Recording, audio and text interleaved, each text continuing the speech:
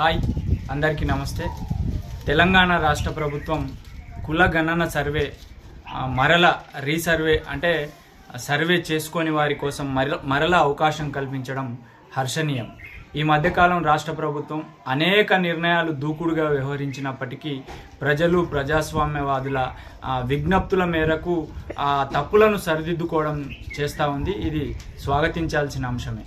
ఏది ఏమైనప్పటికీ తెలంగాణ రాష్ట్ర ప్రభుత్వం ఏదైతే ప్రజాప్రభుత్వం రేవంత్ రెడ్డి ప్రభుత్వం ఉందో రెండోసారి సర్వే చేపట్టడంతో పాటు రాష్ట్ర వ్యాప్తంగా అన్ని జిల్లాల్లో ప్రభుత్వ అధికారులతో కుల సంఘాల నాయకులతో సమావేశాలు ఏర్పాటు చేసి సదస్సులు ఏర్పాటు చేసి వాళ్ళ దగ్గర కుల సంఘాల దగ్గర ఉన్న డేటాను కూడా తీసుకొని అధికారుల దగ్గర ప్రస్తుతం ఉన్న డేటాను తీసుకొని మొన్న వచ్చే సర్వే డేటాను తీసుకొని తర్వాత ఇప్పుడు మళ్ళీ రీసర్వే జరుగుతూ ఉన్న సర్వే జరగని వాళ్ళకి తీసుకున్న సర్వే రిపోర్ట్ని అంతా క్రోడీకరించి తప్పులు జరగకుండా కులగణన సర్వే అందరికీ ఆమోదయోగ్యంగా ఉండే విధంగా రాష్ట్ర ప్రభుత్వం చర్యలు చేపట్టాలని, ఎలాంటి తప్పొప్పులున్నా ప్రజాస్వామ్యబద్ధంగా అందరినీ ఒక తాటి మీదికి తీసుకొచ్చి అందరినీ ఆమోదయోగ్యంగా ముందుకు తీసుకెళ్లి రాబోయే ఎన్నికల్లో తర్వాత ప్రభుత్వ సంక్షేమ పథకాల్లో కులగణన ప్రాతిపదికన ఎవరి వాటా వాళ్ళకి ఇచ్చే విధంగా రాష్ట్ర ప్రభుత్వం ప్రయత్నం చేయాలని,